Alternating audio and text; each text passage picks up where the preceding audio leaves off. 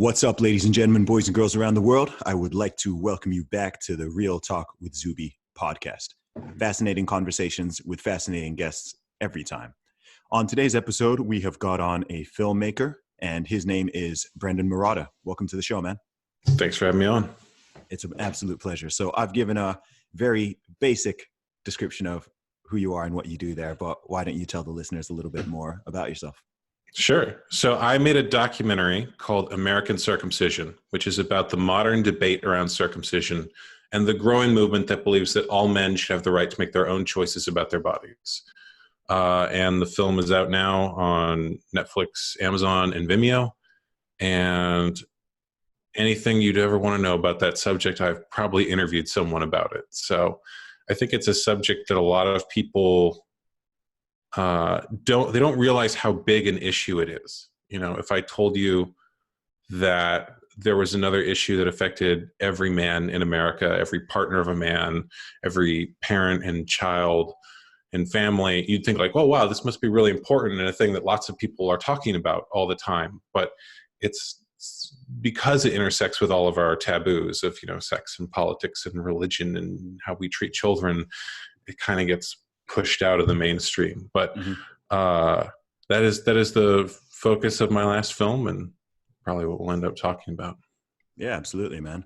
So before we get into that, tell us a little bit more about your life story and journey that has led you up to the point where you are now. Sure. So I wanted to make films since I was 14. When I was that age, I saw a film critic go through the original Star Wars shot by shot and start talking about like the spiritual themes in it and the Joseph Campbell hero's myth. And I've always been interested in larger questions. And that was like the first time it clicked for me. Oh, you could use film to talk about ideas. And so I went up to him afterward and said, like, I want to learn how to make things like that. Like, how would I do it? He said, well, you should probably read some about film theory and practice. And so that's what I did. And then I made like 50 projects in high school, and then I went to film school, and then I worked professionally. And then the subject matter for this documentary sort of entered my reality. And it wasn't something that I thought I would do. I originally was doing a lot of like low budget horror and sort of escapist type stuff. And the next project I want to do is kind of in that genre. So I might go back to it. But it wasn't really a focus. And I think like a lot of people in America, it wasn't something I thought about. And actually, one thing I wanted to ask you, because I know your background's really unique, that you grew up in Saudi Arabia and then moved to the UK and now you're touring America. I'm curious how much you were aware of even this issue in America as a thing that is really common here. Because, part of the challenge of talking about this issue is that sometimes I'll get up in front of a group and there's like one person there who's, Orthodox Jewish, and to even question circumcision, like that feels to him like a really dangerous thing to do and threatening. And then there's someone else there from a culture where they don't practice it. And the person doesn't even know what circumcision is. And they're like, wait, you do what? Like, that's crazy. So I'm curious, like, how much do you know about this ahead of time, or what is it you knew about it growing up? Yeah, sure. So I know a lot about it because every culture that I am, 2 out of 3 of them anyway, that I've primarily been exposed to as somebody who is a British Nigerian who grew up in Saudi Arabia and also has a lot of exposure to America as well. In 3 out of 4 of those in the culture, it's absolutely the norm.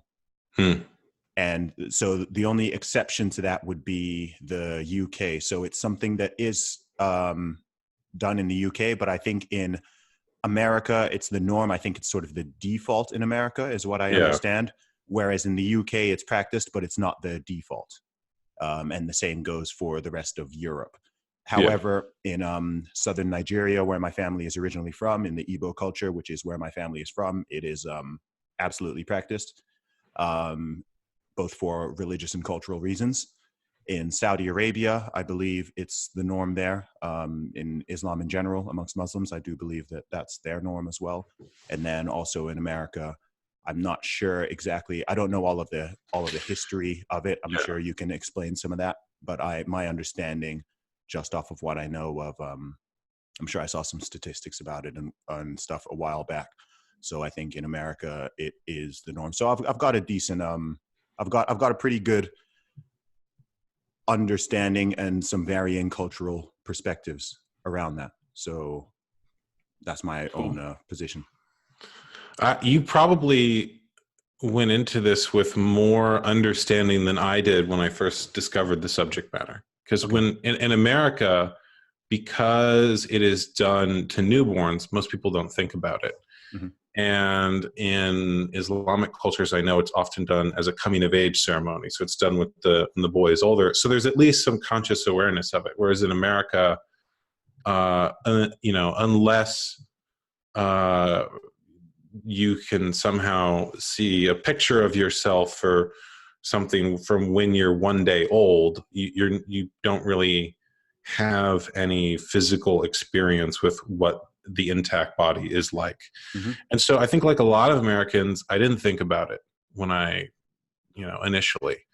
And when I did run across it in things I was reading, because I was really interested in healing work and the idea that early life experiences impact us later on. So, at the time when I discovered this, I was doing a lot of internal work around things like that. And when I run across circumcision, I think like, that's just really uncomfortable. And, there's nothing I could do about that now. Like this happened to me. And so I grew up in America, and like most people, men in America born in the late 80s, it was just sort of what people did. So, all the other aspects of my life was like, well, like I can change my mindset and my way of thinking. I can change my body and do other types of physical work around things like diet and exercise. And I can change my beliefs, but this is not something I could really change. So it's like, well, I'll just like push that out of my mind and not think about it. Right. Mm-hmm. And at the time I was practicing meditation. So in meditation, you're just present with whatever thoughts come up. And during meditation, this entered my mind. I literally just had the word circumcision come into my mind during meditation and felt this really uncomfortable sensation in the body.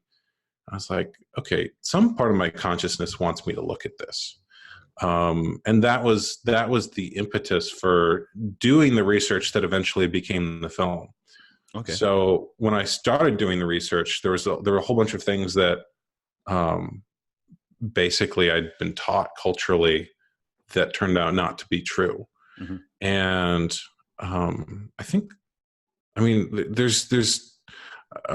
there's a million places I could go from there, depending on what you're interested in, because there's obviously a whole 2-hour movie of research that came out of that. I haven't seen the movie yet, but I certainly will. Yeah. So where to go from there? So tell me more about, I guess you said that you were meditating and something about it popped into your head and that made you feel uncomfortable. Can you kind of talk around that a little bit more? I'm not sure I totally understand that. So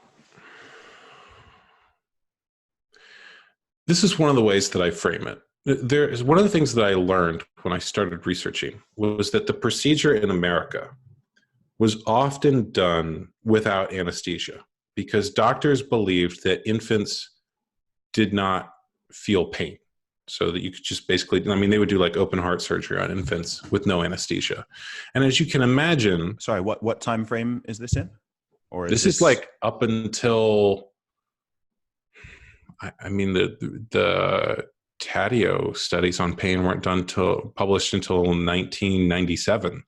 Oh, wow. So this is until really recent. The studies showing infants feel pain, I think, were the late 80s. That seems strange. I would have thought even without doing any specific research, that would be pretty obvious. And well, you would think from a common sense perspective, like if you have a baby in your life, it feels pain. Yeah, right? Of course. Like Yeah, that's everyone what I mean. knows that anecdotally. Yeah. But doctors basically said, well, we don't have any peer-reviewed research to show that they feel pain, so we can't prove that. So they must not, right? You can't put an infant under full anesthesia. Mm-hmm. And so there's a surgery problem there. And I think that myth it's difficult to pinpoint because a lot of cultures throughout history have minimized the experiences of children and infants because they're not able to protest or verbally express how they're feeling. Agreed. But I think that myth began when hospital birth began, because in the early stages of hospital birth, they would put the woman under full anesthesia to give birth. So she would basically go to sleep and wake up and have given birth. And that was, later discovered to be horribly traumatic for everyone involved and not a healthy way to give birth. Mm. But if you put the mother under full anesthesia, then that full anesthesia goes into the baby. Mm-hmm. So that is part of the reason I think that they thought that, because when the baby would come out, it'd be under full anesthesia. Now, if you read the medical literature from that time, they say, oh, just perform a circumcision. That child will wake right up, right? So mm-hmm. I don't know how much of it was ignorance and how much of it was just a disregard for the feelings of someone who can't speak up, because doctors are in a position of power and a newborn infant is the least powerful person in the world. It's the most dependent relationship. It's the most defenseless. Mm. So I have a question. I do have a question because it's burning in my mind right now. Go for it. Are you pro-life? I am mixed on that issue. I'm in the horrible position of being able to see both perspectives. Mm-hmm. And I tend to avoid other issues and talking about them because I know people, I don't want someone to feel like that they can't have a conversation about this issue, which is mm-hmm. the one that I've chosen to do my work on, because of my feelings on some other issue. And I know activists involved on circumcision who are pro-life, and I know some who are pro-choice. Mm-hmm.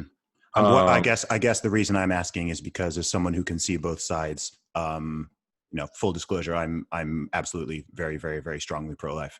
Yeah. And I'm sure from someone of my perspective, you could understand very glaring hypocrisy amongst any person who would say, because what you were just saying about a newborn being the most defenseless person and that being the most dependent relationship, I would say there's an even more defenseless person. I would say a preborn is the. So I've come across people who. Yeah, their position on these two issues strikes me as a very glaring hypocrisy in terms of, well, you can kill that baby, but you can't, trim off a little bit of their genitalia. So I've never really squared that one in my brain. I'm happy to talk about it, but I just wanted to bring that up because was kind of just at the top of my brain right there. I see what you mean. And it's a lot of the time I've heard people bring up the issue of abortion in the context of this. Mm. And it's interesting because depending on who I talk to, they'll say, well, if you're against circumcision, you absolutely have to be pro-life. Mm. And then others will say, well, if you're against circumcision, you absolutely have to be pro-choice. Mm. The challenge is that debate is over is that unborn fetus or child, is it a person or not? And everyone agrees that once a child is born and the parents have chosen to raise that child, it's a person. Mm-hmm. So to me, that issue of circumcision should make sense regardless of your perspective on abortion. And I will say, one of the places I'm speaking later this year mm-hmm. is an event called the Association for Pre- and Perinatal Psychology. And their research and the research a lot of their members shows that events in the womb actually affect people's psychology later in life. So if you, for example, had like a vanished twin or a difficult pregnancy, like that'll affect your psychology later on. Mm-hmm. So there's the place where I sometimes waver on it is I don't like the idea of a child in a home where they're not loved and taken care of, but I don't know that that's a great solution to that either. Mm. So, but that's a whole other topic. Yeah, man, I'm not trying to derail the conversation. I just think it's I think it's worth bringing up because I wouldn't bring that into a random conversation necessarily. No, I hear you. But because they're very, very, very interconnected in terms of the ideas and the morality and the idea of body integrity. All of these things, to me, they're all together, even from a cultural perspective. Like, I'd find it strange that one of the things I do find weird in modern Western society is that ability to, I mean, just logically and scientifically, the idea of a baby not being a person until they're born. I mean, it makes no biological nor rational sense. That's just saying, like, the geography is what determines whether or not a person is a person, which, you know, there's no, you know, so I don't know. I don't want to drag the conversation into the mud here. It's just one of those things I've always been like, that doesn't make sense. Why does the framing change in each of those arguments for people? You know, I think culturally, a lot of people don't even perceive children as full people until they're speaking. It's like, if I can't, the perception, I think, culturally is that if you can't understand someone from your perspective, that there must be nothing to understand. And in reality, children are learning and thinking and growing even before they can speak. And there are events in the womb that will affect someone later in life. Mm-hmm. They can even do surgeries in the womb. Oh, that's interesting. That makes sense. I haven't looked into that. Okay, yeah.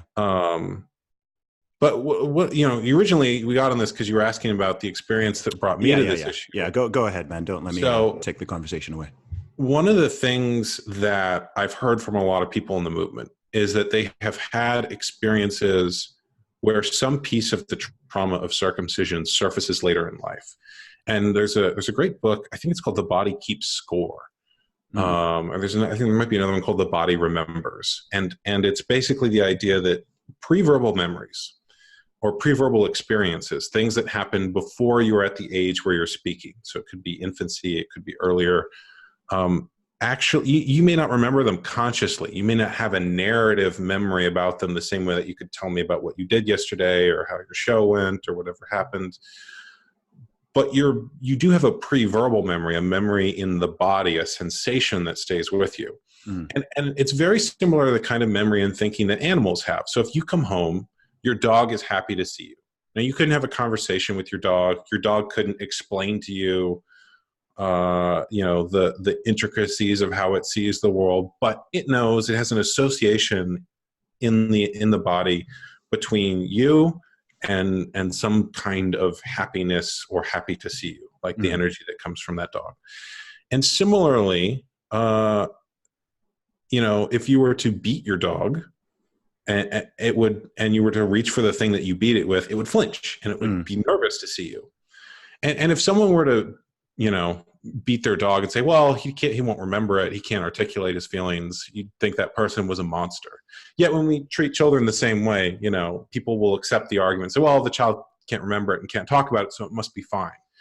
And of course, the experiences of everyone who has ever experienced any kind of early life childhood abuse, or even feelings of abandonment, like things like adoption. There's people who have issues or feelings of abandonment around that. That stuff affects people later in life. So for me, when I was reading about this issue, I sort of tried to repress it, and I thought, like, well, that's weird, and that makes me uncomfortable. I'm just going to push that away. Mm-hmm. And when I was present with my body and present with what was there, not trying to achieve any particular state, I was just sitting, staring at a wall, not focusing on anything. Those sensations started to arise. So it was like a very cold sensation in the body, and I literally felt all my energy drain down to my belt. And then just the word circumcision came into my mind. And it happened multiple times during this meditation. And I know for a lot of people that probably sounds really weird, right? Like, this guy's crazy. Like, what is he talking about? I don't think it's crazy. I'd be curious to know how common that is. I'd imagine it's a pretty rare thing. I don't know if there's any. It's not common, but it's also not unique. Okay. So among people who have done any kind of healing work or inner work, I've heard a lot of similar stories. And among therapists who do something called rebirthing, it's really common for stuff like this to come up.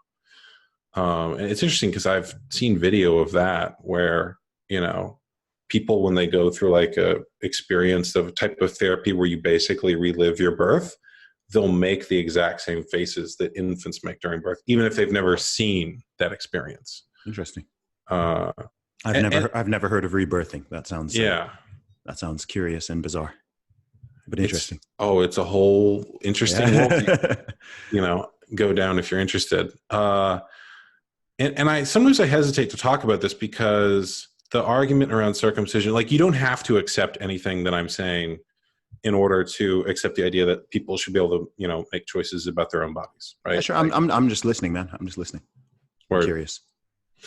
And I know for a lot of people, there's even people involved in the activist movement for whom this aspect is like, they're just like, I don't believe that. Like, that's crazy. Yeah. But they accept the research around sexuality, and they accept the idea that, like, maybe you shouldn't hold down a baby and chop part of his body off. Like,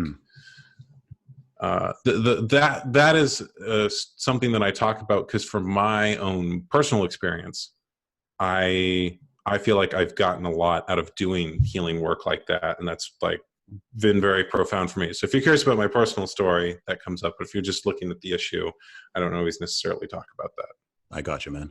So in terms of doing the research for the movie, so this sounds like that was the spark that created it, that own personal that was the spark, but experience for you. So yeah, man. So what led you to think, okay, you know what, this is an issue that I feel so strongly about that I want to raise awareness for, and I want to proceed and do all this research and go through this whole process of doing everything you have to do to make a full-length documentary about it? So I had what one of my interview subjects calls the obsessive epiphany, which I think that you and most people in your audience have probably had this around a issue, if not this issue. In a lot of conservative circles, it's referred to as, becoming red-pilled about an issue. It's that moment where you start seeing it and doing your own research rather than seeing it through the lens your culture has presented to you. So I had that thing where I, ordered every book on Amazon and watched every YouTube video and listened to every podcast, everything that I could to research it. And part of the reason I was doing that was I was trying to process and make sense of it through my own feelings. And I was discovering that a lot of the things that I had been told were not accurate. What sort of things were those? Some of the I know that again, I can guess what it is, but tell me what those are. So, there's a statement, it's just a little snip. In reality, it's a 15-minute long procedure that removes about half the shaft skin of the penis. The idea that it doesn't affect sexuality, it really dramatically affects sexuality. There's also the idea that you can't do anything about it. And there's a whole community of people doing something called foreskin restoration, where they try to basically stretch the remaining skin so there's a covering of that part of the body, and they report that dramatically improves sex and sensation. There's the idea that it's normal when in reality much of the world doesn't practice it, and America is the only country that really routinely does it for non-religious reasons in infancy. So like you mentioned, in Saudi Arabia and in parts of Africa, it's done for cultural and religious reasons, and their tradition around it is completely different. In fact, there's one researcher I know who was talking to an African man who, in his culture, practiced both male and female circumcision. Okay, yeah. And he said, I don't know why you Americans do it to a child or an infant when the pain has no meaning. Because in his culture, it was a coming of age thing. And so, he had to be incredibly stoic and not flinch when someone did this to him. And for him, that had great symbolism of him as being a man in his culture, that he could do this, right? Whereas there's no pain, or there's no meaning for a child, that it's just pain, right? Yeah. My understanding is that the American background for it was more rightly or wrongly perceived potential medical benefits. That's what I understand, because I know that there's used to be a lot of thinking about it being cleaner or reducing the risk of certain diseases and whatnot. As far as I'm aware, a lot of those things have proven not to really be the case, but I think you can correct me. I think that's sort of the history of it in America. Is that right? So that's the mid portion of the history. Okay. And the purported medical benefits have changed over time. So when it first started during the Victorian era as a medical practice. And this proposed medical benefit was preventing masturbation. So the Victorians thought, this is a great ill. I mean, people joke about, masturbation will make you blind, or put hair on your palms. It does, guys. Don't do it. But those were real beliefs in the Victorian era. Like, there's a historical place those jokes come from. Sure. And in the film, one of the things that I'm really glad gets a laugh is we show some of the anti-masturbation propaganda from the Victorian era of this, horrible person as his face slowly turns green from his horrible skin abuse. That would be so funny if that happened. That was the proposed, and so they thought, well, if we just remove the most sensitive part of a man's body, then we can solve this great ill. And some of even the ideas around like it being cleaner come from the idea of being morally cleaner. That there's an association between being morally unclean and physically unclean. Now, of course, that belief is not one that the medical community still holds to today. But over time, the purported benefits changed. And so the joke I've heard is that circumcision is a remedy in search of a disease. So it's like, well, we're still doing this and it's happened to everyone. So there must be a reason, right? Yeah. And interestingly, in the early advertising of circumcision, it was said to reduce sexual sensation as a benefit, right? Because they saw sexual pleasure as somehow bad. And then after the sexual revolution in the 60s and 70s, that belief just kind of went away. And now they'll claim that it has no effect on sexuality because that's no longer good advertising. And so then later it became, well, it'll prevent, urinary tract infections or STDs, or now the big ones, HIV. They'll say it reduces the risk of HIV. And of course, you can still get all of those things regardless of whether or not this has happened to you.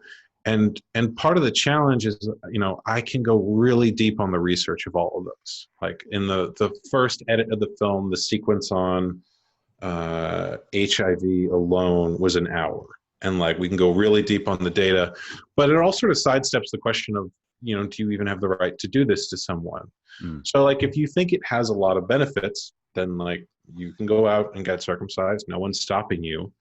But the question is it okay to do that to a child?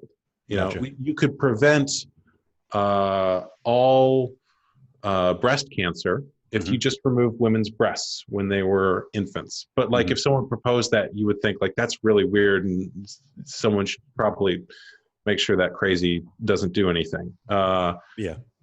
I mean, I think for a lot of people, it's the scale of it and the actual, physical harm or damage done or lack thereof that makes things like that, even compared to what people would call, FGM or female right. circumcision. I think part of the reason why that gets, a male can be circumcised and that will have no,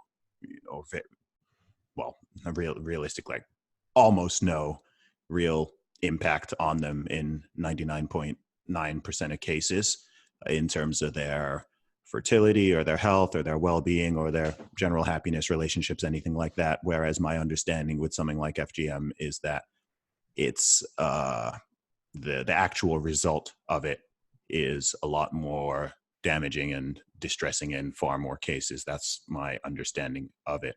So I think for a lot of people you use the example, for example, of like removing a girl's breasts. Well, I guess it as a baby, that wouldn't even be possible because they're not there. But yeah, I think with bigger things, I think it's that, okay, you can clearly see that's going to then negatively impact them forever in almost all cases. Whereas I think with circumcision, to a lot of people, including myself, to be honest, it's like, well, it's such a minor thing that. Right.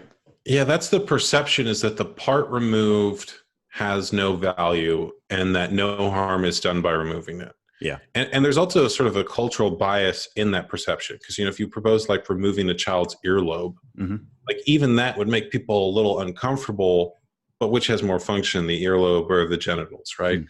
And even the comparison to FGM, the American perception or the Western cultural perception of that is that male circumcision is basically harmless, and that female circumcision is a huge human rights violation that will destroy a woman's life and certainly any the perception chance of pleasure.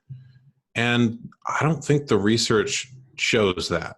Okay. And the circumcised women that I've interviewed don't have that perspective either. Okay, that's interesting.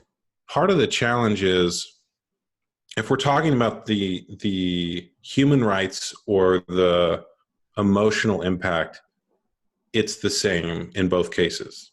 It's not like if I was to, chop off this much of someone's finger, it would be not a human rights violation, but if you take the whole finger, it is. Like the moment you touch someone else's body without their consent, you're violating their rights in some way. Yeah. See, and then, I can't stop coming back to to how close this is to me to the pro-life issue. I really can't, because every argument you're making, I'm like, these are, depending on the framing, you've of course got the two different framings here. And this is, that's literally just how I feel about the topic of abortion, and in that case, you're not talking about something mild, you're talking about taking the life. Right. So that's why I'm always like, wait, how can these two thoughts be in one head at the same time? How could circumcision be considered a massive human rights violation of the baby, but killing the baby is not? Like I'm trying to I consider myself someone with a lot of degree of empathy and ability to see things from two sides, but that's one thing I'm like, I just can't square those things. I can't square them. It's interesting too, because the opposition framing is similar. The opposition framing on both is, well, what do you mean? It's just a clump of cells. Yeah, but it has no value. Yeah, but that's dishonest. That's a dishonest position, and it's scientifically and medically incorrect, especially if you're talking about, second or third trimester. There's absolutely no way that doesn't make sense. Yeah. Yeah. It's interesting because I have the same perspective about the male body. If you look at the research, the most nerve endings on a man's body are in the foreskin and in the ridge band of the foreskin. Yeah. And that it absolutely would have an impact on sexuality that is comparable to the parts removed on a woman during female. I can totally understand that perspective and that position of, you've got a baby and that you shouldn't do anything to that baby that's not totally medically necessary without their consent, and they're not able to consent, just like you wouldn't tattoo them or you wouldn't give them. So I can understand. I can totally understand that. Yeah. What I don't understand is if someone would feel that way, but 10 minutes prior to that baby being born, they're saying, oh, well, you can kill him. And I'm like, well, wait, what about everything you were just saying? Why would that not apply to their own life, which is far more important in the scheme of things than, something that may, a little bit of foreskin. That's always been my position on it. So I can get the different sides. And then as someone who's from a culture, being both a Christian and then someone who's an Igbo Nigerian, I can also understand the cultural perspectives, which are not, that's removed from the sort of medical argument and the sort of benefits and things like that. Like I can both see how from an outside perspective, from a place where they don't do that, you'd be like, hey, why are they doing that? But then also from those perspectives, or if you're talking about Jewish people and things like that, it's like, well, that's just a part of the culture. That's what they do. That's how they separate themselves from other populations and tribes and people and whatnot. So I'd like to think I can put myself into sort of those different mindsets. And that's what I'm trying to do. I appreciate that, because part of the challenge of both of those issues is that they hit on a really identity level, and they also point to values in conflict. Mm-hmm. And the interesting thing is, like, when people want to talk about circumcision, they often go just to the data. They're like, well, what are the risks and the benefits? They don't look at the assumptions behind those. And then they also don't look at the values behind those. Mm-hmm. So part of the challenge of the abortion debate is that there's values in conflict. Mm-hmm. So valuing human life and children, like that is a huge value, and that's a value that everyone has. Valuing personal autonomy and people having the right to make their choices about their body, also a good value. And I think even pro-life people would say that's good.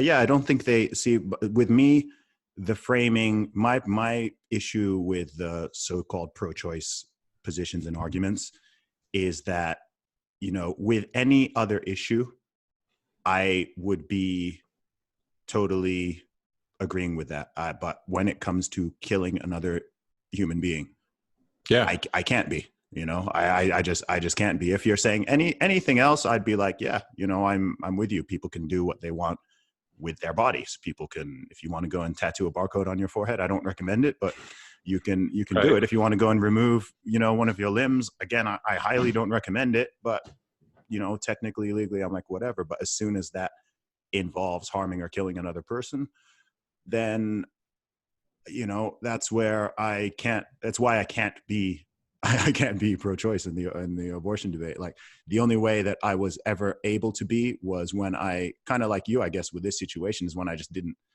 didn't think about it. You know, I was just kind of like, okay, well, that's the law, so I'm going to assume the laws are correct. And then, like you said, what was that term you used? You said you had an obsessive epiphany. Obsessive epiphany. I had that with the abortion situation, and I researched it for days. I read about it. I watched a couple of the procedures, which I kind of wish I hadn't, but I'm glad I did.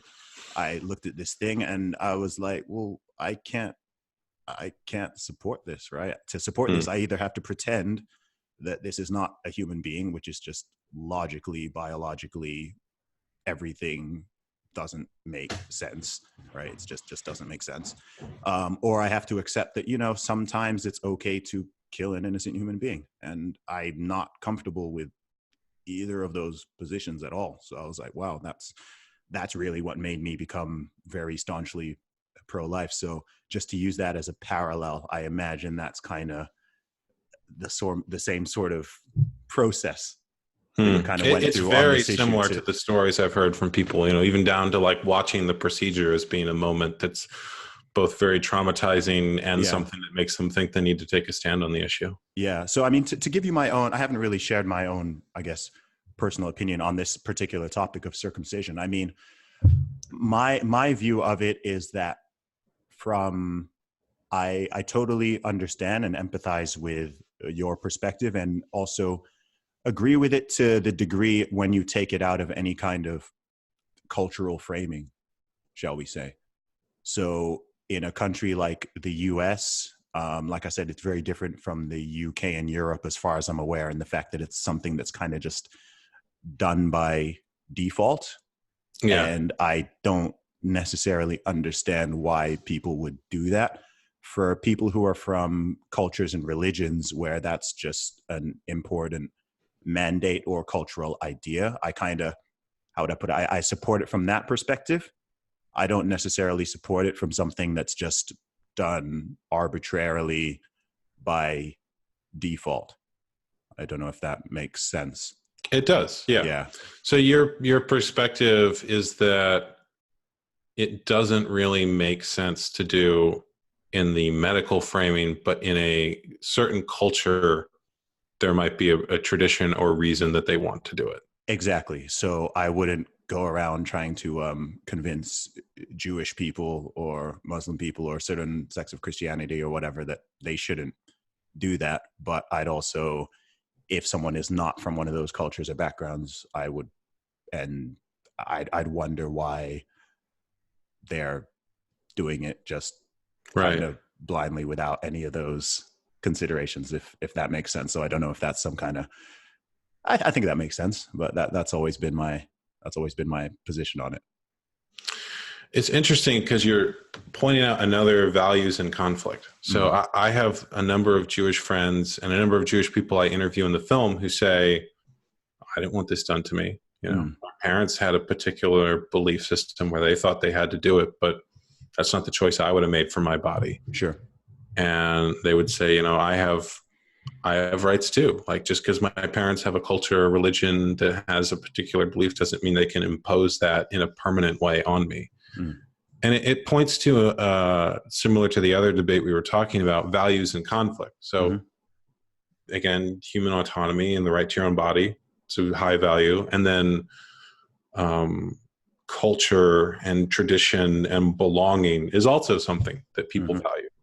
And then the question is, can you have, anytime there's values in conflict, you always want to look for the win-win. So is there a way we can have both of those things? Sure. Right. And I think there is a way that people can have culture and tradition and belonging without holding down a child and cutting part of his body off. And when that really comes into play is when you see that taken to its logical conclusion. So just this month, there's a case in New York where a moil, a Jewish ritual circumciser, did something called Metzitza Pepeh, which is during the Jewish ritual circumcision. There's a particular way it's supposed to be done. There's a particular person who's supposed to do it. And there's a number of prayers that you say. And in the Orthodox tradition, there is something where after the circumcision is done, the moil, the ritual circumciser, puts his mouth on the child's genitals and sucks the blood out. And in New York, this was done by someone who it's been happened multiple times now, who gave the child herpes when they did that. Oh gosh. And it resulted in the death of a child. And when the New York Health Department came to them and said, hey, could you maybe don't do that, or at least have them sign a waiver that says this might be a possibility, the Orthodox Jewish community basically said, no, that's our religion. You can't regulate religion. Sure. And in those cases, I think most people would be naturally disgusted by the idea of an adult doing that to a child. But at the same time, like, which is the bigger violation, the mouth or the knife and the blade? To me, they're both things that are crossing that child's boundaries. But because it's framed in culture and tradition and religion, it's sort of given a pass. Whereas if that was to happen in any other context, someone would go to jail. So I would be curious to hear your perspective on that. And I know we're getting to like very controversial territory. So. Yeah, sure. No, that's fine. The podcast is called Real Talk with Zuby because I don't like to shy away from anything. I saw you were reading that book, How to Have Impossible Conversations. So we're hitting we're hitting a whole bunch of them. Cool. It's a good question. I think that to me, how would I put it? It's not something I've really, that particular thing you mentioned. I think I've vaguely heard of that before. Where I'm from in my culture, that's not a part of the procedure. Right. So it's not really something I've thought about. In that particular situation, like I said, if that's an extreme case where the child actually got an infection and died, which is horrible. And I imagine anyone, regardless of their perspective, would think that result is awful. Yeah. In terms of the part of the procedure, it's a complicated thing, because religions and cultures and traditions, I don't even think it's just, religion isn't necessarily totally unique in this. You could extend it more to cultures and traditions, right? Where there are, all throughout history, all across the globe, you've had different groups of humans, different tribes who practice really, really different stuff, which is framed differently. And from any one perspective, trying to understand it as an outsider can be nigh on impossible. It requires an incredible degree of empathy and open-mindedness. I often try to explain this to people. I'll get back to exactly what we're saying, but as someone, for example, who grew up in Saudi Arabia, which is a country where they do things, the Saudi Arabian culture and tradition and laws and way of doing things are very different to somewhere like the USA or somewhere like the UK. And if you try to view one through the lens of another one, you'll end up with a lot of things that don't make sense. If you try to look at stuff in the UK or the US from, a Saudi or kind of wider Middle Eastern perspective, there's a lot of stuff that people do here that would blow people's minds. They'd be like, why, what on earth are they doing? And very similarly, if you view a country like that through the Western lens, you can look at it and be like, oh my gosh, what are they doing when it comes to certain aspects? And it's hard to know what is, I don't know, what is objective, right? I think there are certain things, there's a lot of stuff that I think is, to me anyway, is black and white. I am a believer in objective morality to a degree. And then there's some stuff which becomes kind of gray. So coming back to exactly what you said there, I mean, I would think that with any, it's a tough one to answer, to be honest with you. It's a very tough one to answer, especially because I don't know the idea behind that. I'm assuming it's the Orthodox Jewish community that does that. Yes. Mm-hmm. What's their, I don't want to kind of speak on something totally ignorant. Theology? Yeah. Well, what's the idea or thinking or whatever behind that aspect of it? I understand the circumcision in itself. I understand the reasoning for that, giving the teachings in the Torah and Old Testament and whatnot. I understand that. The putting your mouth on the genitals part, I don't know where that comes from. Do you have an idea? I don't know as much about that. The thing that I had heard in passing was that it was essentially to sterilize the wound.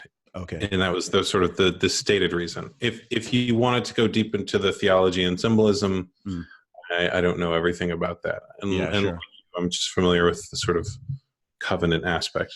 Yeah. Even that, though, is interesting in that the covenant aspect is not, a lot of people think that it is the child who is, making a spiritual agreement, but it's actually the parent. And when you go back to the earliest form of circumcision in the Torah, it was the father who had to do it. Okay. I mean, which you can imagine, if you're a dad, like, congratulations, you have a kid. Now you have to do this or else you're not a member of the tribe anymore. Mm-hmm. And so it's the parent agreeing to essentially sacrifice part of their most valuable thing, which is their offspring, their progeny. And that framework isn't really compatible with a modern society in which we see children not as something owned by the parents, but as something separate, a person who can make their own choices. Mm-hmm. So there's like a big value and conflict between those two. But again, that's doublethink on the modern Western side. How so? Relating it to the pro-choice, pro-life argument, that again becomes doublethink, right? Because everything you just said there, I'm like, I agree with you, but people suddenly flip on that when it comes to the other topic, don't they? I can see that, yeah. That perspective, yeah. That's always the thing with me is it's it's a very good conversation to have, and it leads to a whole bunch of interesting questions which are kind of hard to square in my head. With me, I feel like it's hard for me to get the perspective without that level of consistency, shall I say. So for you, it's kind of even hard to accept the intactivist position unless that's applied across the board to different issues. Yeah, like unless someone, if someone is pro-life and is opposed to abortion, and then also maintains that position, like to me that strikes me as a much more consistent. Yeah, strikes me as a much more consistent line. Because the framing you're using is, for this whole argument, the framing is from the perspective of the child. Do you see what I mean? Yeah. And then when people make pro-choice arguments, they're using the perspective of the framing from the mother or the parents. And then normally they're almost like completely mentally discarding the child who is the victim of the thing. Yeah. So the switch between the framing mentally causes some like weirdness up there for me, because I'm like, wait, hang on, that doesn't. Yeah. Why would it be framed that way for this one, and then you suddenly switch the framing for that one? That's why it's a tough conversation for me to move on, again, because if you're talking about the scale of what is actually happening to the child, I can understand someone saying, this is a baby, we shouldn't do anything to them, physically that can, cause some pain or cause bleeding or remove a part of their body or anything like that. I can understand that, but I don't understand that if it's not all the way through, given that one is, to me, it's like one is very, in the grand scheme of things, to me, I'm like, this one is like very, very minor, whereas the other is like the ultimate worst thing you can do to the baby. Do you see what I mean? I see. Yeah. So it's a hard one for me to kind of move on. I hesitate. Part of the challenge in answering that is that in the intactivist movement, there are actually a lot of people who are pro-life. Yeah, sure. I'm sure there are. And it's hard for me but there's a lot of people who aren't. And so intactivism is in a lot of ways a sort of a strange coalition in that there's a lot of different ideological and social groups that feel like children should be protected and like we shouldn't hurt children and that this procedure is unnecessary and harmful. And sometimes there are groups that are kind of at odds with each other. So I know in the movement that there's one group that's basically like, I think it's like Catholics Against Circumcision. There's Little Images, which is a very Christian organization, and they're I think got like a pastor on their board, and at the same time you have groups that are normally at odds with each other on other issues working together on this one. So I know feminists and men's rights activists who are both working on this issue. And when I say like those groups, I mean like the full spectrum of those. Yeah, sure. I know people who are very, very conservative and lean very much to the right. And I know people who lean very much to the left. So just as an example, like this film that I made screened at the Social Justice Film Festival, and it also screened at the International Conference for Men's Issues, which is one of the largest MRA gatherings. And so virtually any position or issue, you're going to find intactivists on both sides of it, because everyone has an interest in keeping children safe. Yeah, sure. No, sorry, I don't mean to interrupt. I can understand that. I guess what I would say with that range of different people is me personally, I feel like some of them are a lot more consistent than others are. I hear you. Yeah. That's my frame. That's my position. Cause it's like, well, why? Yeah. I don't like consist. I'm always just like I try to always just be about sort of intellectual and logical consistency with most things. I know it's hard to do all the time, and we all have our own little hypocrisies and things that don't kind of completely square up with each other and things like that. But to me, that's just it's like a huge red flashing one. I'm trying to understand. But yeah, sorry, carry on. I feel like I interrupted something. I mean, that was the main point of it.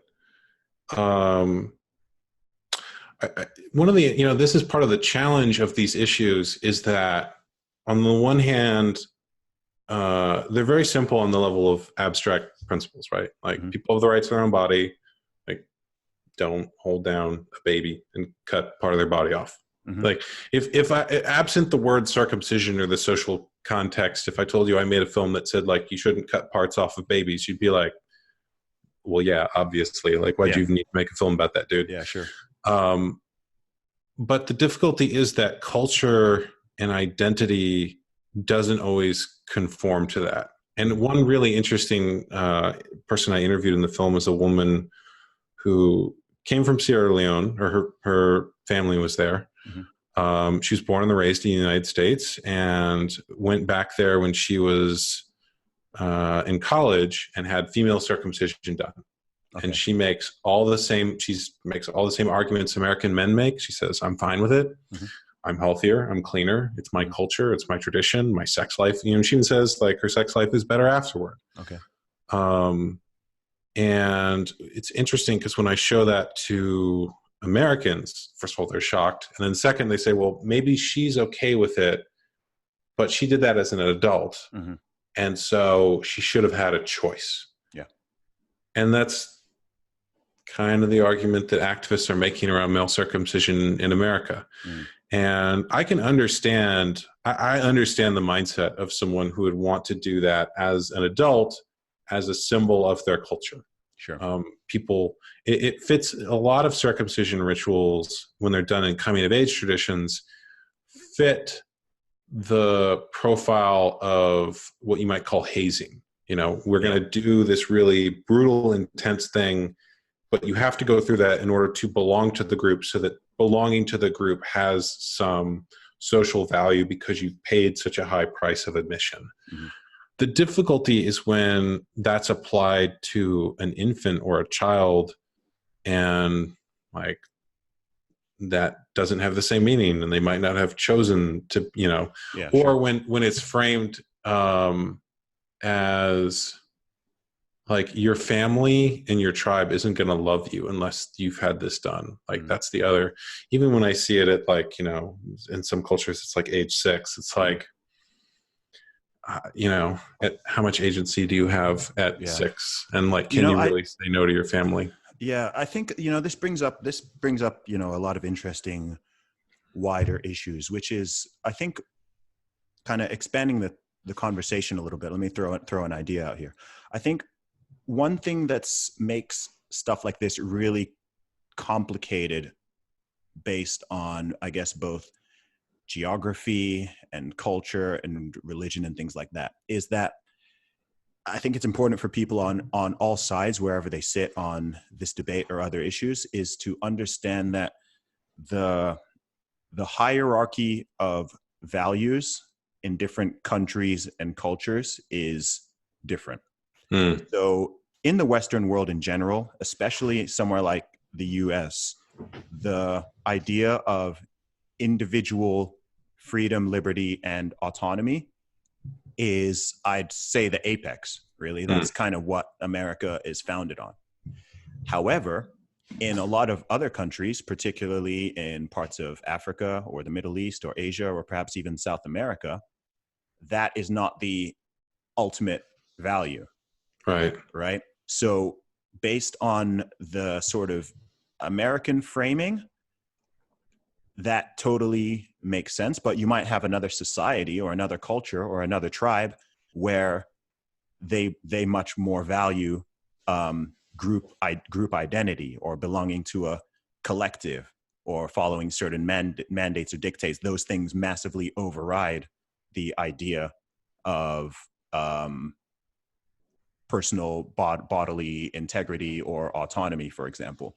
So in the sort of Western modern framing, it makes sense. But then in the other one, like they both make sense. The sort of deeper question is almost like, oh, well, which of these, if we have a totem pole of things that we think are important as a society, and we've got these 10 things, should liberty be at the top? I mean, this goes into wider issues, much wider issues. You could talk about this when it comes to the laws regarding drugs and alcohol, or the laws regarding certain sexual behaviors. That like there's a lot of stuff that this goes into, and I find that oftentimes, especially when you have people from different cultures trying to have these conversations or understand each other, I think it sort of falls at that first hurdle of assuming that their top value is the same as your top value, whereas it's actually not. They care more about the tribal belonging and certain aspects of a religion or a traditional cultural code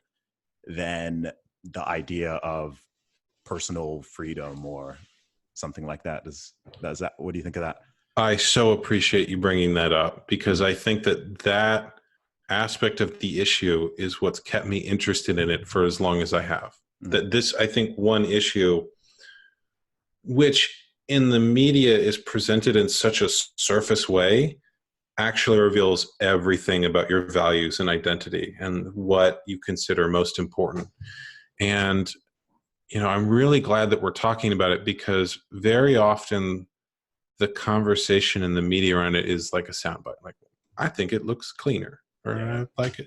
And it's like, well, like, what are your values? Like, what values do you want to impart to your children? Like, what's most important in your culture? It actually gets at all those questions. And I often use the human rights framework because that is sort of the most understood value system in Western culture. But I think you could make an argument within the framework of tribal belonging around the question of, okay, like if you accept the frame that every tribe and culture has certain practices and that they have the right to institute those practices on their children, whether those children want to or not, and bring the children up within that culture, then you actually have a question of, okay, well, what are our values as a tribe? Like, what is it we want to teach our children?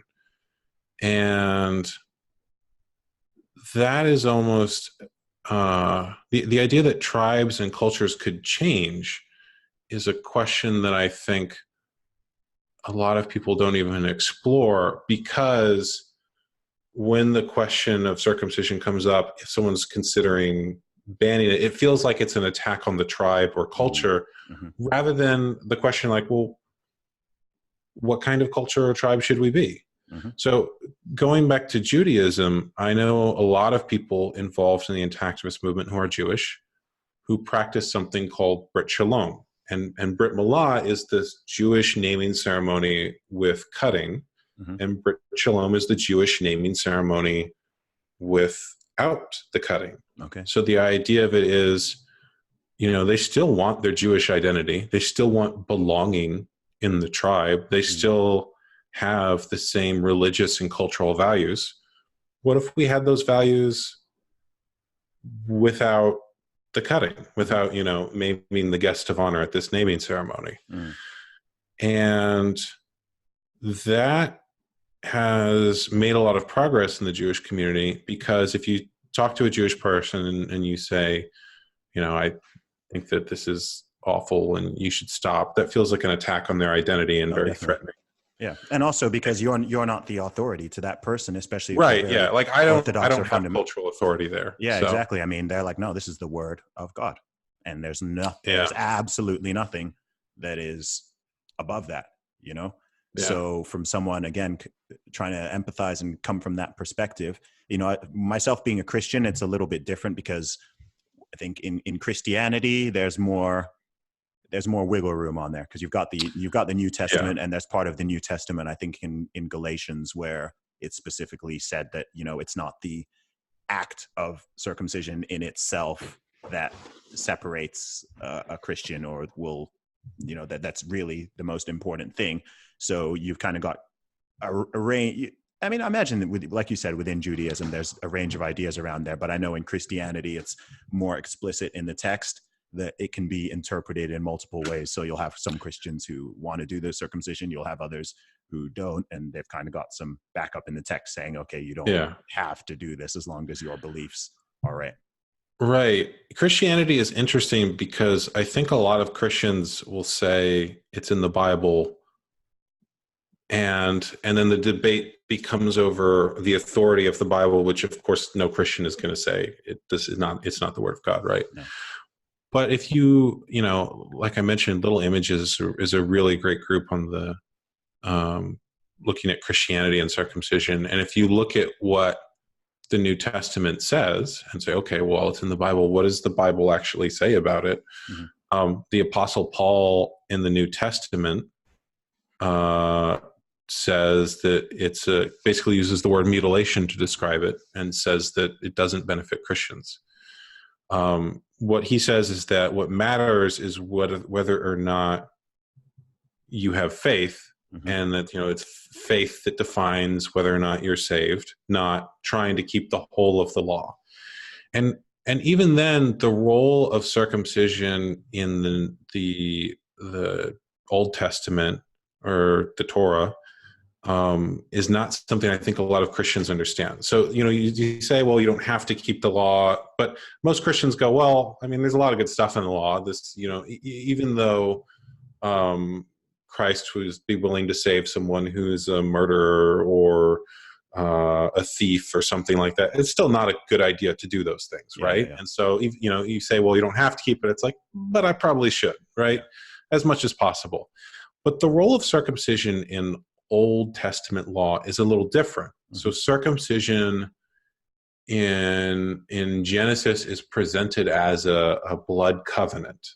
So the idea being that in the older system before Christ has come, people would perform sacrifices of some kind to atone for their sins. Mm-hmm. And so there were sacrificing animals at the temple, and then they were also sacrificing part of their male children. And so that has a different meaning in Christianity, because if you are performing circumcision for a religious reason as a Christian, mm-hmm. then it would be similar to if you did an animal sacrifice, in that you're sort of saying that maybe Jesus' sacrifice wasn't enough and you have to do this other sacrifice. So from a religious perspective, it doesn't make sense in Christianity, and all of the medieval church and the church fathers didn't practice it. Mm. In fact, that was the big thing that the Apostle Paul said, is like that it was faith alone, and he was very much, you could make an argument too that in the early church, doing this procedure in a time where there's no pain relief of any kind would have been very unpopular for converts. Mm-hmm. But he said you don't have to. Now, it's also in there that it doesn't matter if you are, what matters is your faith. Mm-hmm.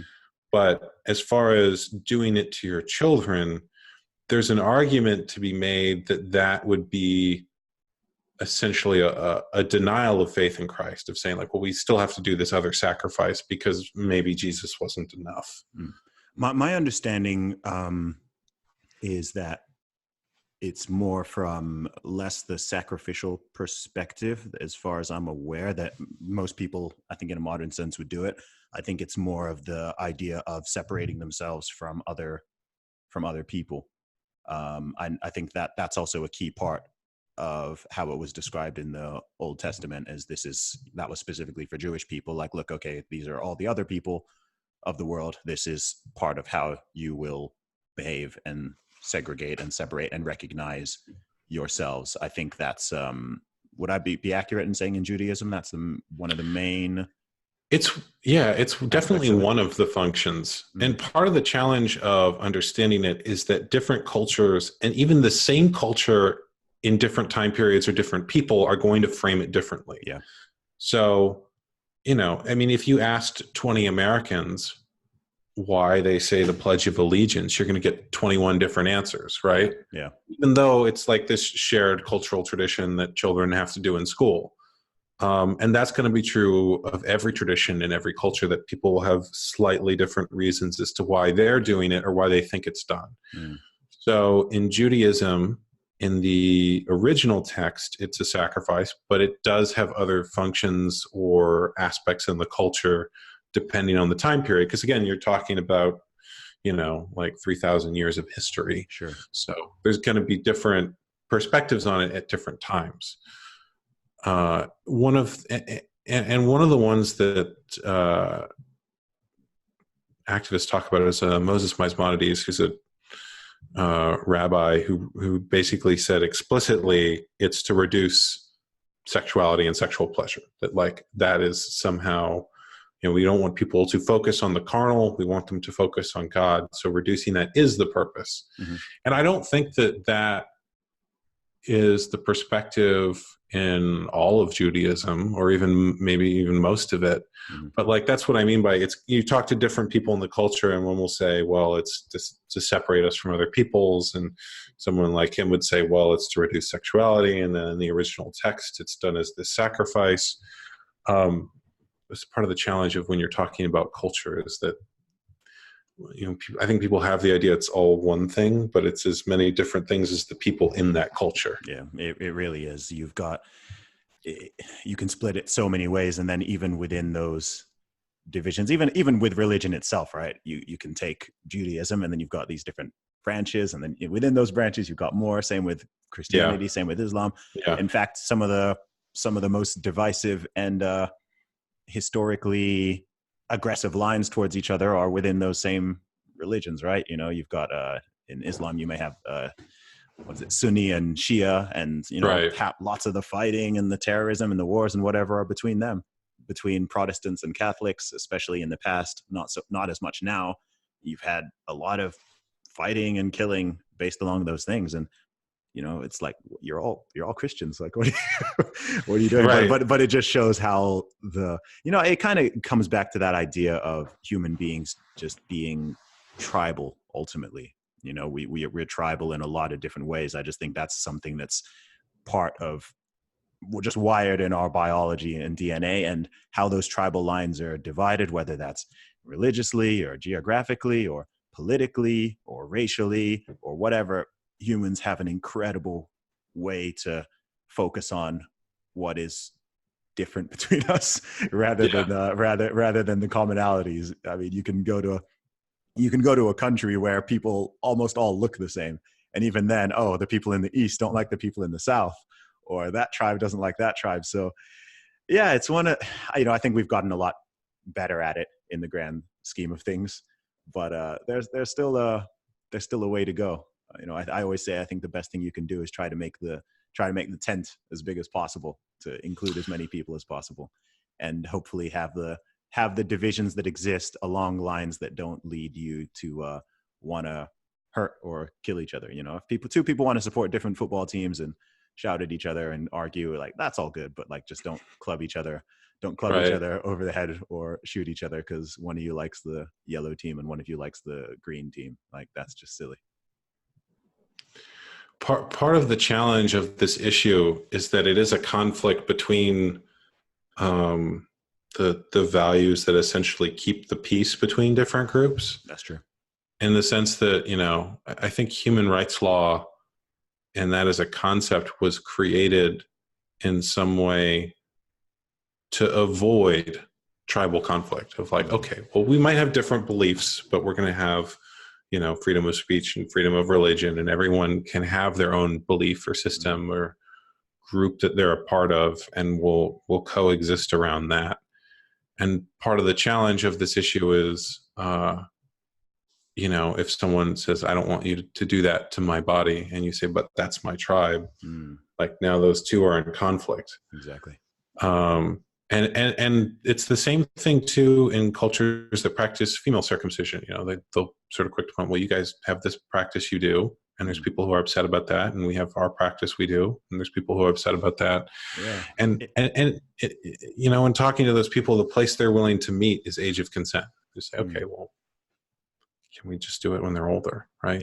Yeah. No, that's a fair point. So tying this all up, I mean, in terms of your personal goal or perspective, I mean, what would you think? Okay, let me ask two questions, I guess, both for the USA as an American, and then on a wider global level, what do you, like, if you could look into the future and things kind of go the way you would want them to go, or you think they should go, what would be the situation? Would it just be that you'd think there should just be a certain age of consent? Would you like it? I don't know. I don't know what the question is. Do you think it should be illegal to do it to a child? Do you think it should be parental discretion, just not something that's done by default? Do you think there should be an age of consent? What do you think that should look like? So part of the challenge of answering that is, before anything could happen, you have to change culture. Yeah. Like, you were mentioning abortion earlier. Part of the challenge there is that there was a legal ruling on that issue, and the culture is still split on it in a lot of ways. Yep, agreed. Similarly, I think on this issue, there's the possibility for a legal ruling. I've heard a lot of people argue that it's basically already illegal under human rights law and the laws we have around consent. If someone was to do that to you as an adult without your consent, it would obviously be seen as sexual assault or battery or something like that. But before you could make any change like that, you have to change culture. And so my goal isn't necessarily any particular legal change as much as to make the conversation happen. And it's part of the reason I really appreciate this is that very often on this issue, the conversation doesn't happen. Because, even having a conversation, like when someone's values feel threatened, then their defenses come out. Of course. And so even having the conversation is challenging. And I think it's really challenging too for both sides, even for the people who are affected by it. So if I tell you that, as a child, someone touched my body without my consent, absent the word circumcision, most people would acknowledge that's really painful and traumatic and awful. And at the same time, if someone shares that and then the other person says, well, what do you mean? Like, your feelings aren't valid. You should be fine with that. It's normal. Why are you dishonoring your tribe and family by even talking about this? Like, that's also really threatening. And so it's part of the challenge for activists working on this is, they're already up against so many different things in terms of trying to start this conversation, but they're also up against their own trauma and the feelings that they have around that. And the fact that even when they try to share it, people are very sort of quick to invalidate those feelings or even accuse them of things and suggest that somehow the only reason they want to even talk about this is to attack my tribe or my belief system. Yeah. Well, I try to distance myself from that, as a podcast host and someone who has a lot of conversations and does a lot of interviews with on any issue, and someone who, I pride myself on doing my best to certainly be willing to have almost any conversation and be willing to not get tied up in my own emotions or personal identities to the point that, it gets dragged into the mud and people start shouting at each other. And, because I have the ability to separate my beliefs from myself. So if someone challenges my religious beliefs, my political beliefs, my whatever it is, I don't view that as a personal attack, which is the problem. A lot of people don't seem to be able to separate those things, right? If I'm talking to a staunch atheist and they've got lots of criticisms of Christianity or religion as a whole or whatever, I'm cool to have that conversation. We can disagree. I'm not going to, as long as, we agree, okay, you're not going to just call me stupid and be insulting, and I'm not going to call you stupid and be insulting. And then we can actually find out where we have some common ground. And lo and behold, on most issues, you'll find that there's quite a lot of commonality if you can keep it out of the weeds. What it will normally come down to, like we've been talking about, is a difference in the, not even just the values, but the weight of different values. That's normally what things boil down to. That's what a lot of disagreements boil down to. If you can kind of get, okay, these are the facts, if you can at least agree on the honest, truthful facts, and then it's like, okay, well, I think this one is more important. Someone else may think it leans more that way. Someone else, and so, but at least, conversation is important. And that's why I'm very happy to have this conversation. I think it's important to think about all of this stuff. It's very easy to just go about our lives and just, it gets messy thinking about stuff like this, especially when it's something that's a little bit taboo. This isn't something you'd want to go to a dinner party and, bring up as a I would, but I'm crazy in that way. It's sort of unavoidable for me. I go to an event and people are like, so what do you do? And I'm like, here we go. yeah, exactly. It's a strange convo to have off of the bat, but yo, man, it's been really, really good talking to you. Where can people check you out, and more importantly, check out your work and your film? So the film is at circumcisionmovie.com. And I am online at brendonmarotta.com, and I'm on all social media at BD Marotta. Awesome. I will put those links in the description of the podcast. Cool. Brendon, thank you so much for coming on the Real Talk with Zuby podcast. I think it's been an enlightening and fascinating discussion. Thank you. Yeah. You've absolutely lived up to the name Real Talk. I appreciate it. I appreciate it, man. Take care.